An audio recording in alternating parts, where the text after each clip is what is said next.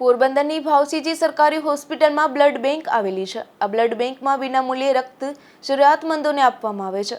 આ વર્ષે બ્લડ બેંકમાં રેકોર્ડ બ્રેક ડોનરો નોંધાયા હતા।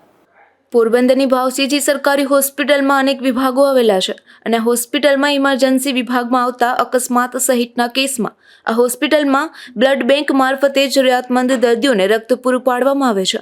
આ બ્લડ બેંકમાં 2019માં 2282 ડોનર તેમજ 2325 દર્દીઓને તો 2020માં 2139 ડોનરો તેમજ 1957 દર્દીઓને 2021માં 1608 ડોનરો તેમજ 1648 દર્દીઓને 2022માં 2294 ડોનરો તેમજ 2008 દર્દીઓ અને 2023માં 2790 ડોનરો તેમજ 2941 દર્દીઓને રક્ત આપવામાં આવ્યું હતું। આ બ્લડ બેંક દ્વારા તમામ દર્દીઓને વિનામૂલ્યે રક્તનો જથ્થો આપવામાં આવે છે, જેનો ખાસ કરીને અકસ્માતના દર્દીઓને લાભ મળી રહ્યો છે।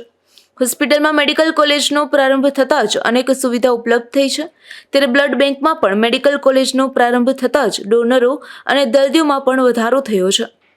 અશોક થાનકી, ગુજરાત ન્યૂઝ, પોરબંદર।